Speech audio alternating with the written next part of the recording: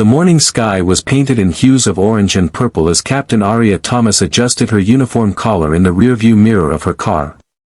It was just another day, another flight, another journey into the clouds.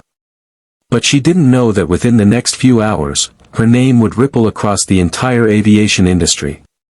Not for how she flew a plane, but for how she handled something far more turbulent: discrimination. Aria had worked her way up from humble beginnings. Raised in a single-parent home in Atlanta, she had dreamed of flying since she was 9. Her mother worked 2 jobs, sometimes 3, to support her dreams. Aria was the only black girl in her aviation class, and often the only woman in the room. She endured whispers, doubt, outright mockery, but she never stopped showing up. Her excellence became her shield, her calm confidence the engine that kept her going. That day, Aria arrived at the airport early, as always. She walked confidently through the staff entrance, greeting a few familiar faces. But when she reached the security gate leading to the crew lounge, a uniformed airline employee, Jason, a new gate supervisor, stepped in front of her. "Ma'am, this entrance is for crew only. You need to wait outside or use the main terminal," he said, not looking at her ID, not noticing her captain's wings. Just seeing her face, her skin, and making a decision. Aria's brow furrowed. "I'm Captain Aria Thomas. Flight 927 to Denver. Here's my ID." Jason barely glanced at it.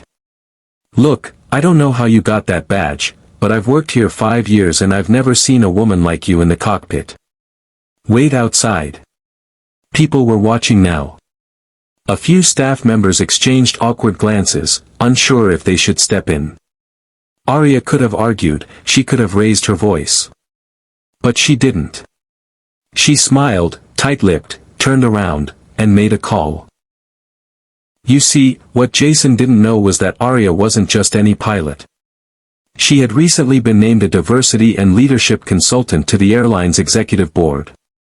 A confidential assignment, one she had accepted quietly to assess internal operations. This moment, this exact kind of discrimination, was precisely why she had taken the role. Within 15 minutes, 2 black SUVs pulled up outside the terminal. Out stepped Skylinks Airline CEO, a board member, and the director of human resources. They weren't there for a routine visit.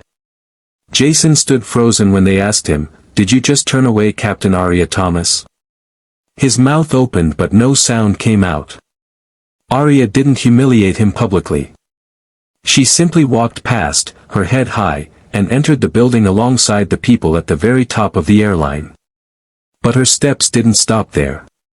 In the following weeks, Aria used her influence and her data, a report she'd compiled over months with stories from dozens of other employees, to expose systemic inequality and quiet racism running through the airline's culture. Promotions delayed. Pay gaps. Microaggressions brushed off. Her voice, steady and informed, cut through every excuse. "I don't want revenge," she told the board. "I want change." And change came. Jason was let go, not for one mistake, but for representing a mindset that was no longer welcome. Mandatory diversity and inclusion training was rolled out across all departments. A new policy ensured proper representation in hiring committees.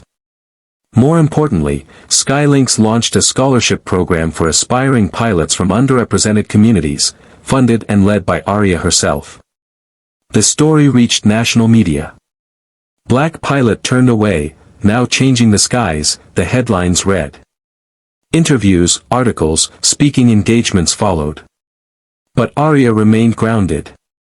In one interview, when asked how it felt to shut the company down, she corrected the host gently. "I didn't shut anything down. I opened it up. For everyone." Months later, she returned to the same airport terminal. This time, a young black girl stood at the gate, wide-eyed and nervous, in a fresh flight cadet uniform. Aria approached her with a smile. "First day?" she asked.